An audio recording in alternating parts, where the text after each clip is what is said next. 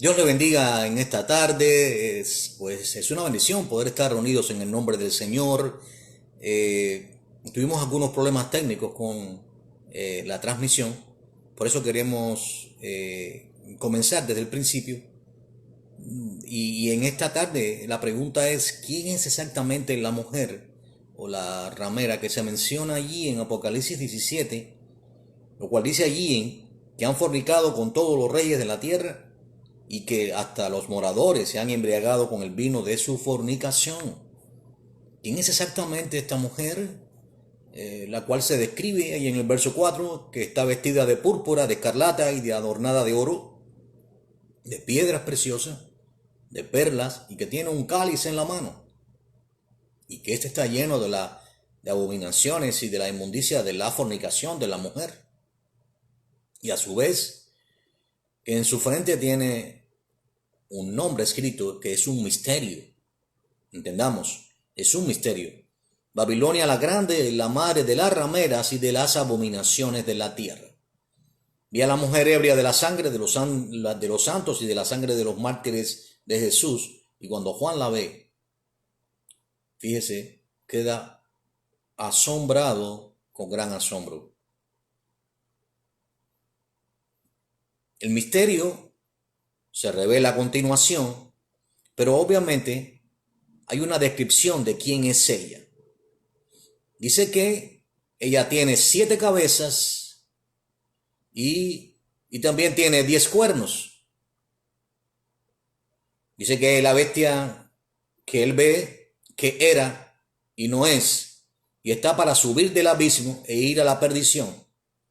Y que incluso los moradores de la tierra, claramente aquellos que sus nombres no están escritos en el libro de la vida desde antes de la fundación del mundo, entienda bien esto, según el conocimiento anticipado de Dios, aquí en Primera de Pedro 1, del 1 al 2 nos advierte sobre esto, pues dice que se asombrarán viendo la bestia que era y no es, pero que será.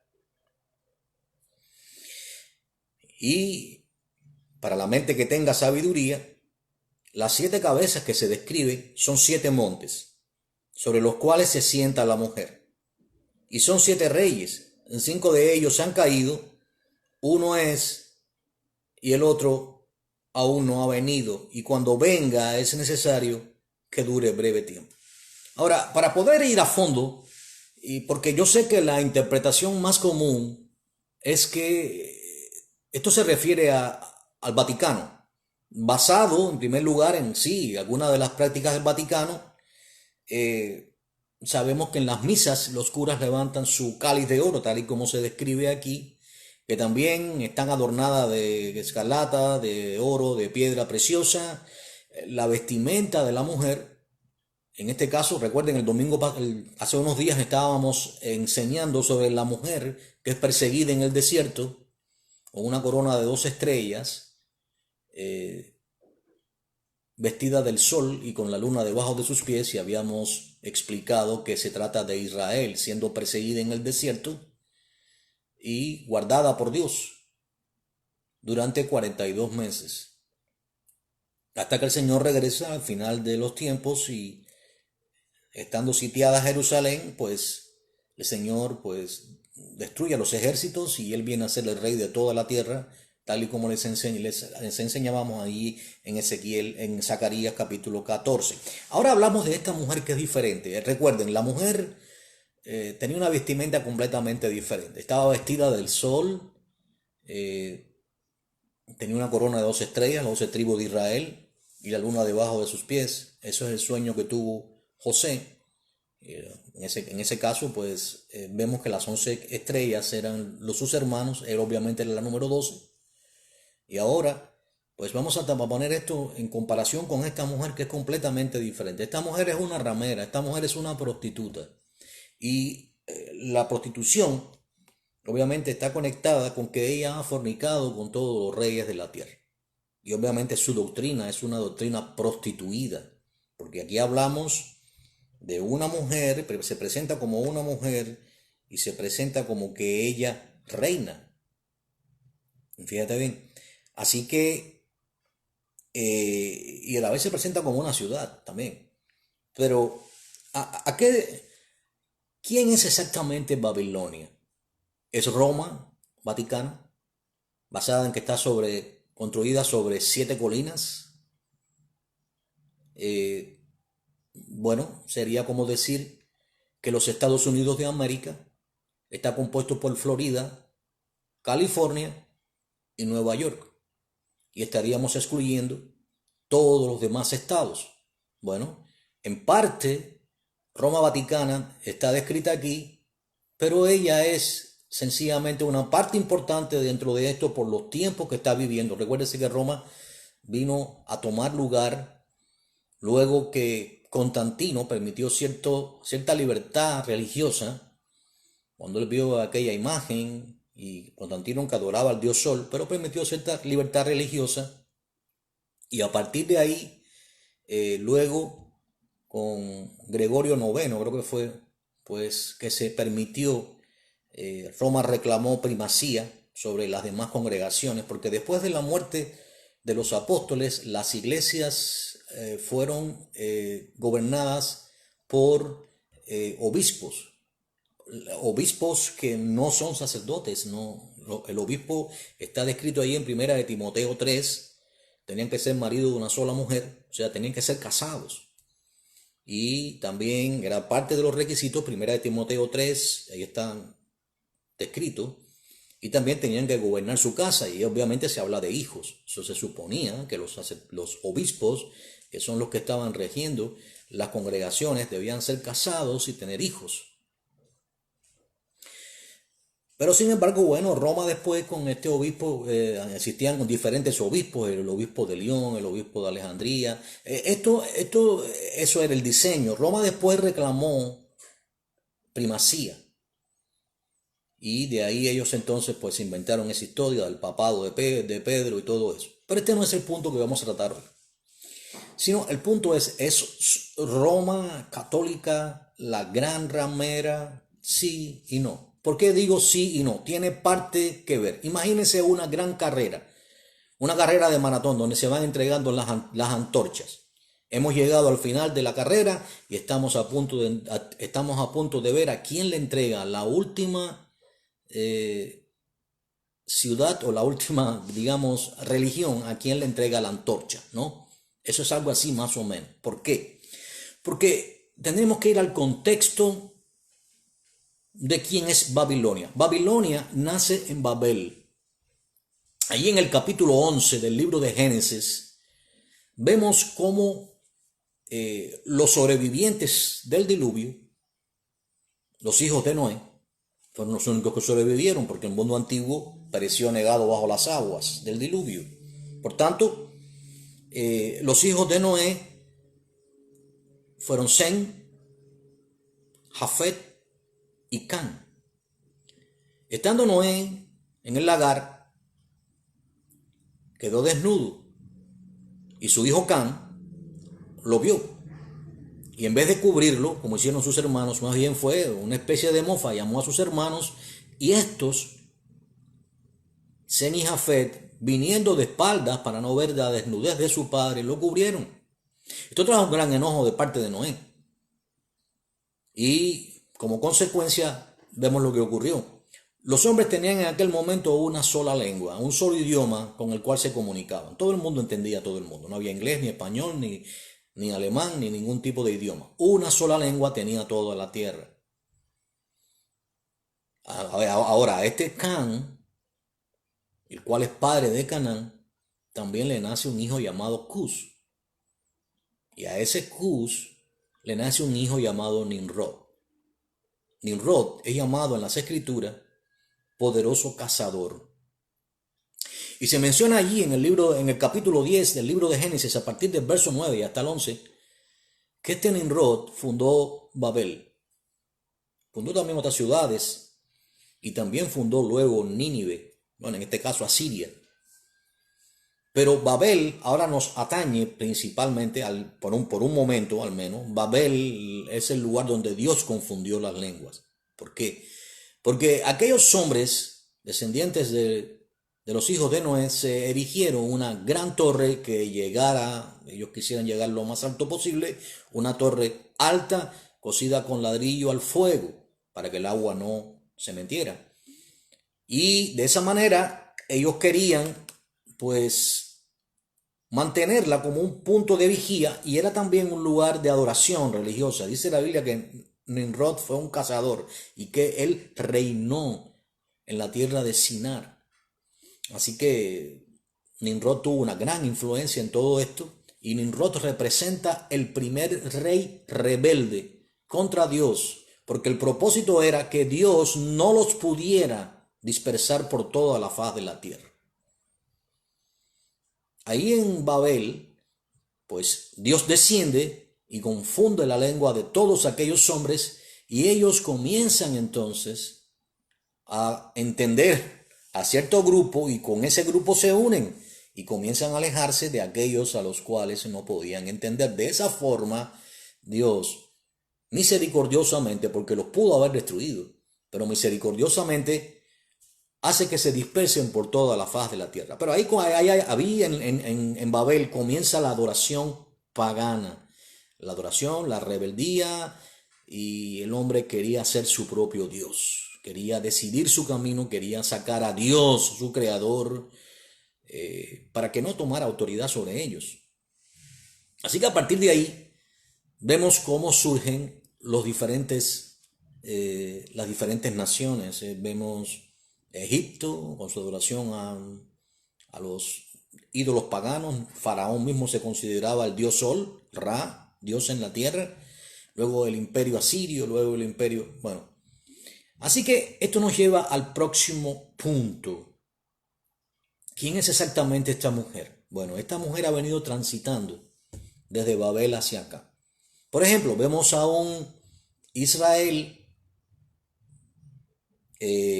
cautivo en Egipto, que exactamente ahí en Génesis, cuando Dios le da un sueño a José, y los hermanos de José estaban muy enojados con él. Jacob, su padre, le había hecho una túnica de colores. Y pues estos sueños mucho más. Así que entonces ellos se enojan, lo echan en un pozo vacío y lo venden a unos beduinos. Y José así va a parar a tierra de Egipto como esclavo, a la casa de Potifar, jefe de la guardia de Faraón. Allí todos sabemos lo que ocurre, cómo Dios por su misericordia lo va moviendo al servicio interno de la casa de Potifar, y allí la mujer de Potifar se le insinúa, o prácticamente trata de forzarlo. José deja su ropa en sus manos y ella lo acusa injustamente, de tal manera que José va a la cárcel. Ahí en la cárcel él tiene un encuentro, voy a ser breve para ir resumiendo, tiene un encuentro con el copero del rey y con el panadero. Y esto no era algo casual, Dios tenía un plan con esto, obviamente. Y le revela los sueños que tuvieron antes. Le dice al panadero que iba a morir y al copero que iba a ser restituido al servicio de Faraón. Y así ocurre. Entonces Faraón tiene una serie de sueños en los cuales sueña con 7 vacas hermosas y luego con 7 vacas flacas que venían y devoraban a las 7 vacas gordas. Y de esa manera, pues, el copero se acuerda de José, o Dios hace que el copero recuerde a José, le habla a Faraón y José es enviado a revelar el sueño. José revela el sueño y de esa manera se convierte en el segundo señor de Egipto, pero no solamente por revelar el sueño, sino un plan para evadir una gran sequía que vendría sobre Egipto. Y así se construyen graneros, era un método innovador, no se había conocido algo así nunca, y se almacena los granos y todo lo demás, de tal manera que en el tiempo de se pone un impuesto, un quinto, a las personas para que se mantuvieran esos graneros llenos siempre. Y de esa manera, con el tiempo de la sequía que hubo en toda aquella región, pues Egipto tenía abundante grano almacenado y venían de todas partes a buscar allí, y así el poder de Egipto creció. Y así vino entonces los hijos de Jacob cuando hubo esta sequía, y de esa manera, ustedes saben, al final él se revela a ellos como quien es. Era el segundo señor de Egipto, su nombre es José, había sido cambiado por Sapnap Panea, Y pues entonces a partir de ahí viene Jacob con toda su familia a morar en tierra de Israel. Jacob es el padre de los 12 patriarcas. Ahí en Egipto le nace a José 2 hijos, que son Manasés y Efraín. Y José le pide a los israelitas que cuando se vayan de allí saquen sus huesos. Y así ocurre. 430 años después, Moisés, por orden de Dios, saca a Israel de Egipto. Y eso es lo que sabemos de Egipto. ¿Por qué les menciona Egipto? Porque hay una mención en el libro de Daniel, y tenemos que entender que la mención en el capítulo 2 se habla exactamente del sueño que tuvo Nabucodonosor. Daniel menciona, sueña una estatua cuya cabeza era de oro, el pecho y los brazos eran de plata, de bronce era el torso, las piernas eran de hierro y los dedos de los pies eran de barro mezclado con hierro. Nabucodonosor queda anonadado con ese sueño y manda llamar a los caldeos, a los astrólogos. Quiero que entienda esto, cómo Babilonia ya estaba funcionando, como esta gran ramera que intenta quemar vivo a Sadrach, Mesach y Abednego, y que también por cuenta de estos sátrapas, estos perversos, por la envidia, echan a Daniel en un foso de leones. Pues bueno, en esto todavía no había ocurrido, pero en el capítulo 12 se menciona este sueño que tuvo Nabucodonosor y se llama a Daniel. Y Daniel, pues, por la gracia de Dios, porque Dios así lo quiere, descifra el sueño a Nabucodonosor. Y le hace saber que esa cabeza de oro era él. Era el propio imperio babilónico. Allí estaban los caldeos, los astrólogos. Eso nos demuestra que la astrología, el problema de consultar los astros para saber la suerte o lo que sea, eso es algo que viene de Babilonia. Los astrólogos, los adivinos, los caldeos, y había también hechiceros, había de todo ahí, también, igual que en Egipto. Por ende,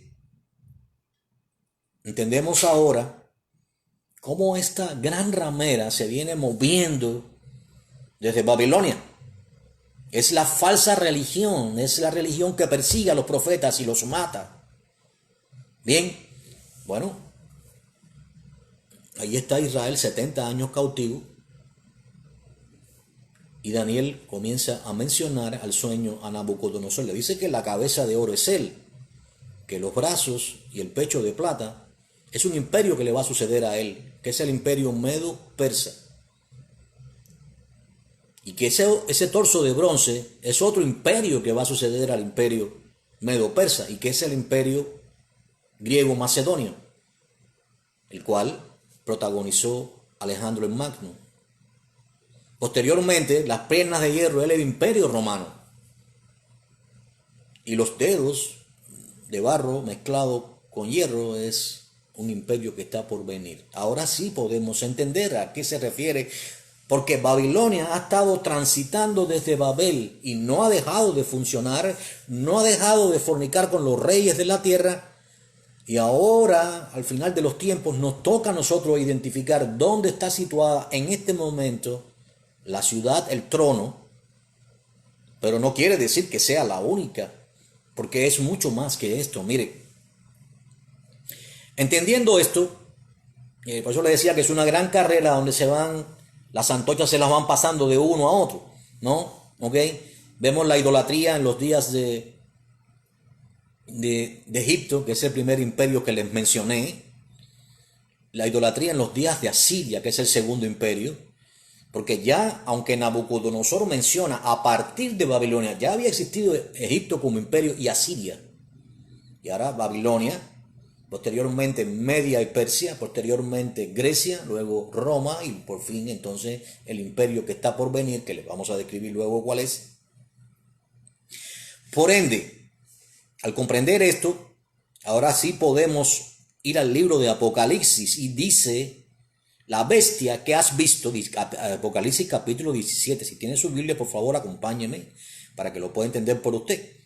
En el verso 8 dice, la bestia, y ahí le habla del misterio de la mujer y de la bestia que la trae. La bestia que has visto, acuérdese que la mujer está directamente interligada con la mujer que va ahorcajada sobre la bestia. Es una manera de prostitución y también de cierta forma de control o de dominio o de manipulación de la bestia, aparentemente hasta que ella la ponga a fuego. Pero dice que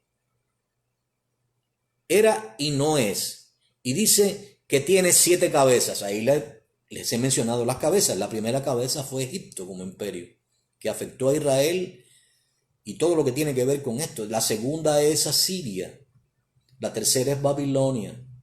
La cuarta es Media y Persia. La quinta era el imperio griego macedonio.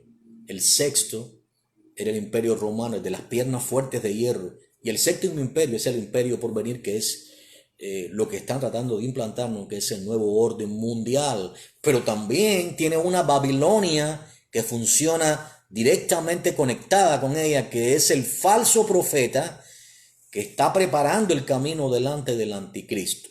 Ahora, teniendo esto en cuenta, dice que esta bestia tiene 10 cuernos. O sea, cuando hablamos de cuernos hablamos de reyes, de reinados. Hay 10 gobiernos que van a apoyar y a darle fortaleza al gobierno mundial. 10 supernaciones o 10 se van a agrupar en 10 naciones que van a darle poder y dominio a la bestia, al sistema mundial que va a ser dirigido por un solo hombre, que la Biblia llama, ahí en 2 Tesalonicenses, en el capítulo 2, el hombre inicuo o el hombre de pecado, comúnmente conocido como el anticristo. No estamos hablando aquí de los anticristos que han salido, sino de un gobernante mundial específicamente, que se menciona aquí en el capítulo 6 de Apocalipsis, y que va a gobernar el mundo.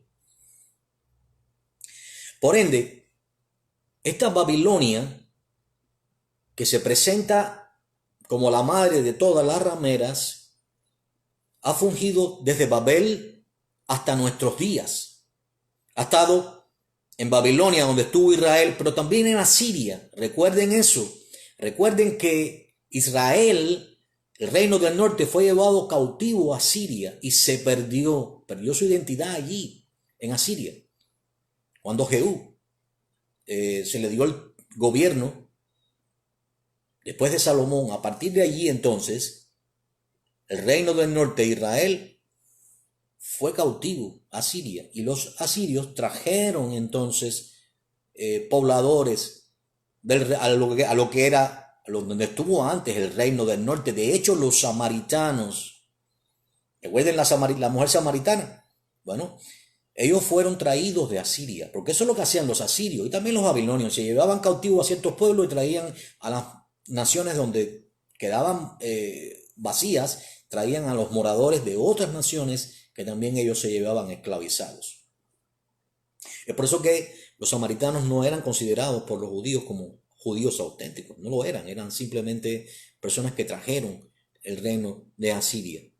Hoy en día lo que hay en Israel principalmente es la tribu de Judá y de Benjamín, aunque claramente están viniendo de otras tribus, están los que están dispersos. Hay una promesa de Dios de traer a los que están dispersos de toda la faz de la tierra a Israel.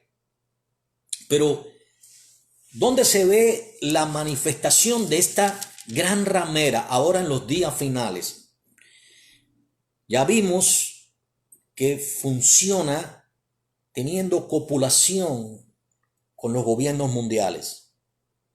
Es su función. Y es como ella adquiere poder. Vimos que su vestidura es una vestidura diferente al de la novia de Cristo, que se describe ahí en Apocalipsis 19, que está vestida de lino fino, blanco, limpio y resplandeciente. Esta mujer está vestida de escarlata, de púrpura, y está ebria de la sangre de los mártires de Cristo. Y ella es una fornicadora con todos los reyes de la tierra, desde Babel hasta nuestros días. Allí en el capítulo 13 del libro de Apocalipsis, se describe cómo Babilonia comienza, Babilonia la Grande, en nuestros días, comienza a funcionar. Dice ahí en el verso 11 del capítulo 13, vi una bestia que subía de la tierra y tenía 2 cuernos semejantes a los de un cordero, pero hablaba como dragón. Quiere decir, puede vestirse de santidad o aparentar estar vestido de santidad, pero lo que él habla, las palabras que salen de su boca, son palabras que contradicen lo que él dice ser.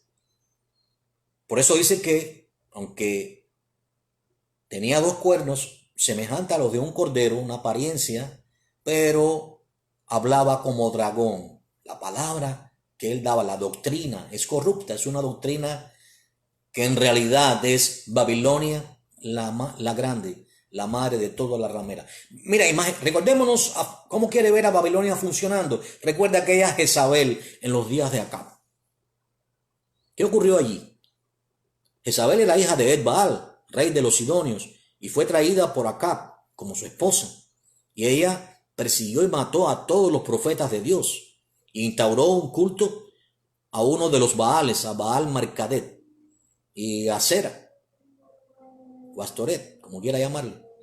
Supuestamente era su consorte. A ellos le sacrificaban seres humanos vivos. Y sus prácticas eran totalmente paganas. Ellos se golpeaban. Y era la manera de llamar a Baal y a Astoret.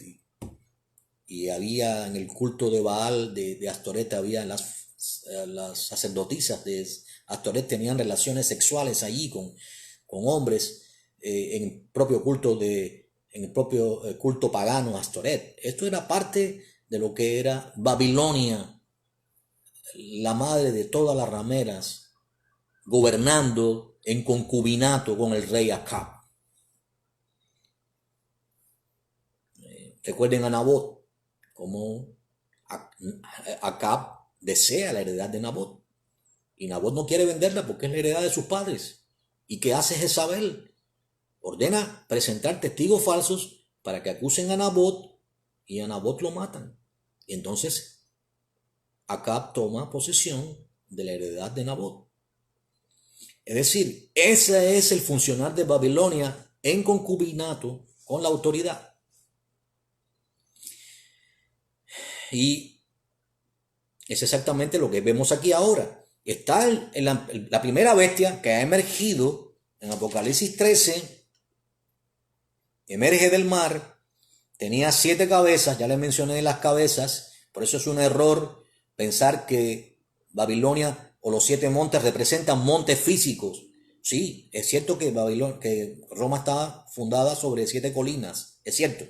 Y sí, tiene que ver también, pero lo principal y lo que se refiere, las cabezas no son lugares físicos, no son promontorios, porque además sobre lo que está fundado Roma no son montes, son colinas. Hay una diferencia entre colinas y montes. Los montes tienen que tener 100 metros o más de altura. Las colinas son una especie de promontorio de 60 metros aproximadamente, no más, mucho más pequeño. Así que no se puede forzar la palabra colina a montes. Israel igual también está sentada sobre 7 colinas. Perdón, Jerusalén. Disculpen Ahora, vemos la salida de esta bestia ahí en Apocalipsis 13. 7 cabezas, ya mencioné las 7 cabezas, los 7 imperios, porque tiene una mezcla.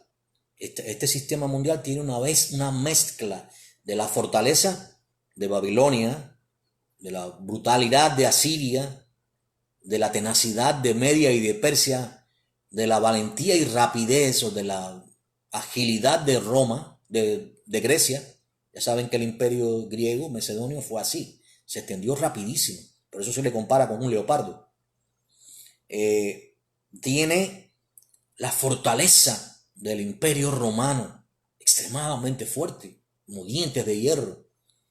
Y por último, el nuevo orden mundial, el nuevo sistema que va a gobernar al mundo, que no es tan fuerte como el imperio romano, pero tiene una debilidad, y es que está fundado sobre alianzas, porque 10 reyes se van a aliar para darle vida, fortaleza a este gobernante mundial y a su sistema que va a dominar el mundo. Por eso dice, la bestia que viera semejante a un leopardo, la rapidez con que se va a extender, así de rápido. Apenas se firme el pacto de paz en Daniel 9:27, va a tomar lugar. Sus pies eran como de oso. ¿Ves? ¿Saben la fortaleza del oso? Esto representa a Media y a Persia, especialmente un oso que se levantaba de un lado más que del otro, porque era un imperio compartido, Medio y Persia, pero era un imperio fuertísimo, el imperio persa. Y su boca como boca de león, porque hablaba como hablaba Babilonia, que es lo que representa aquí el león.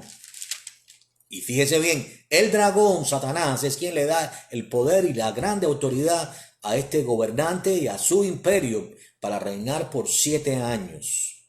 Dice ahí en el verso 3 que hay una de sus cabezas que está herida como de muerte.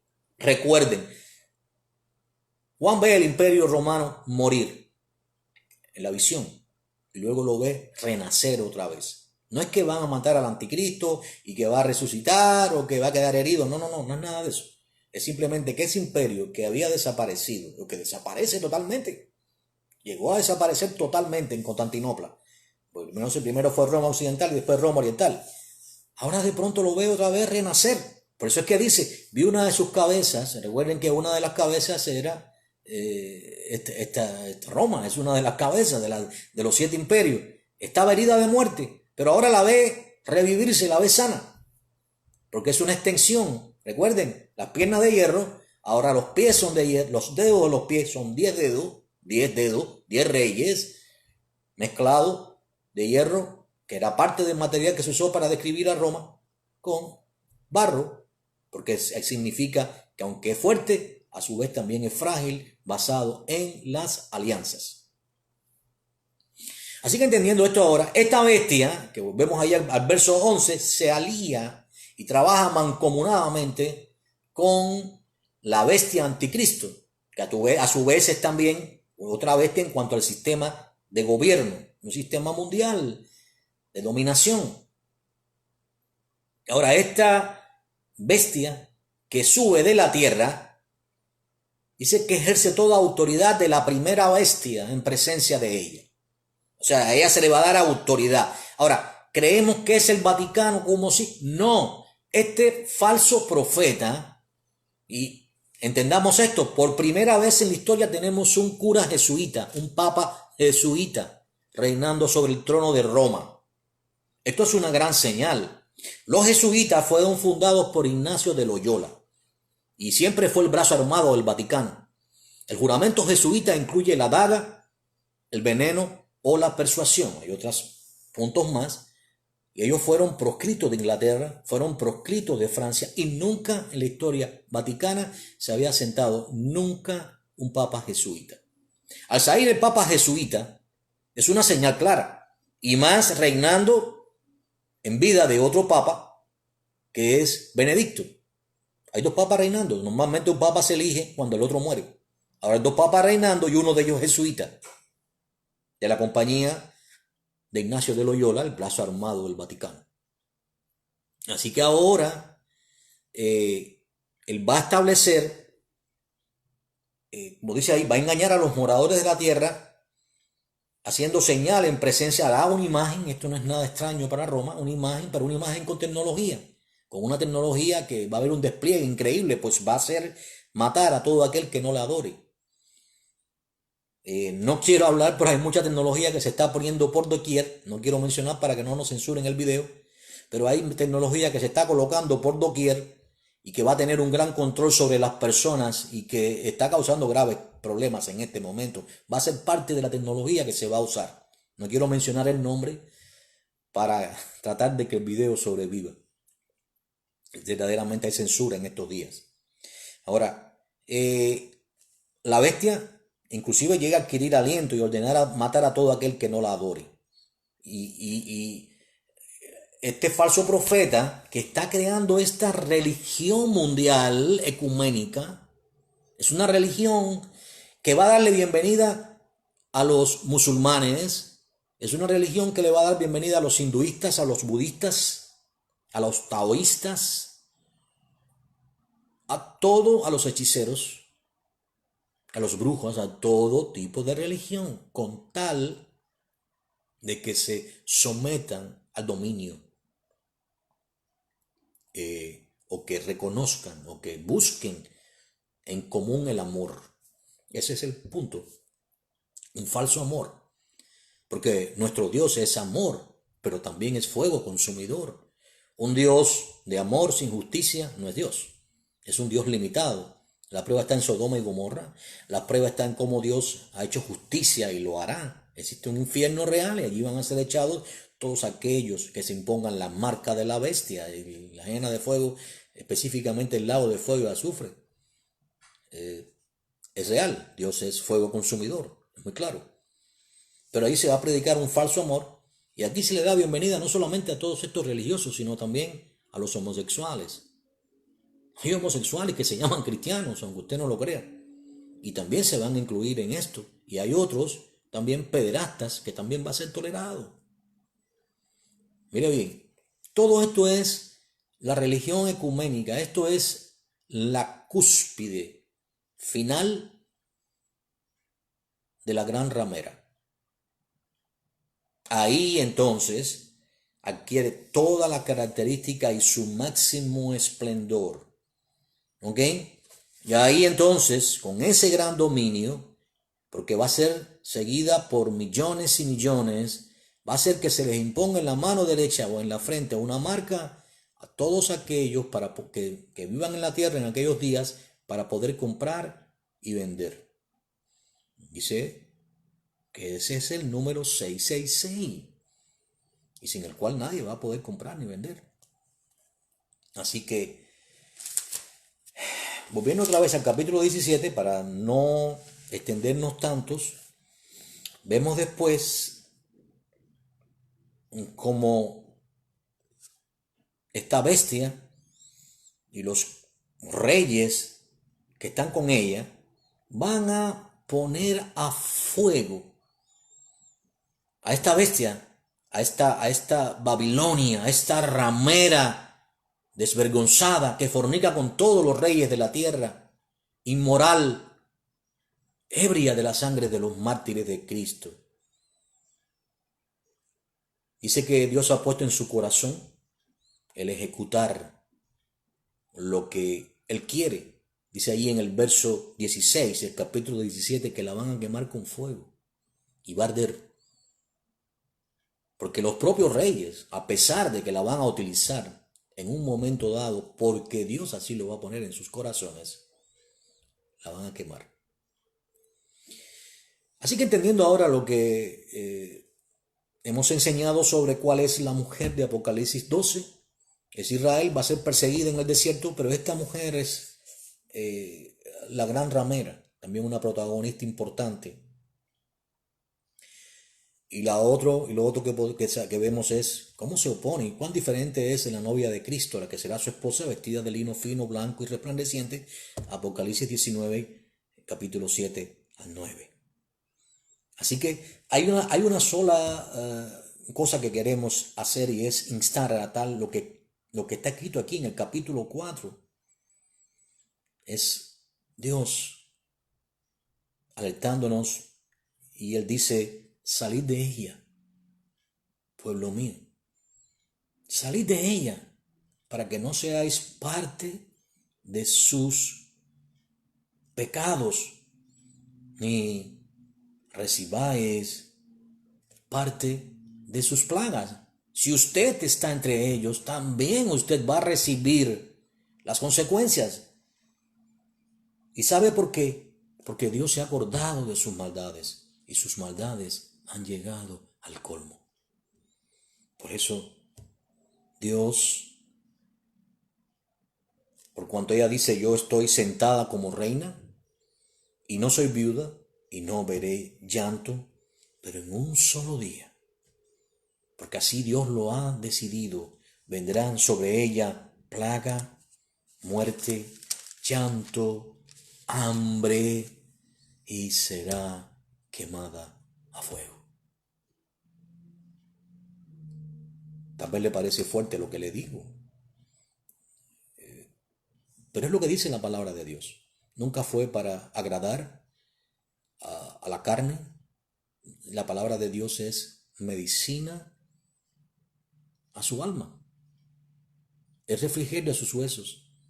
La palabra de Dios nunca fue para motivar. La palabra de Dios es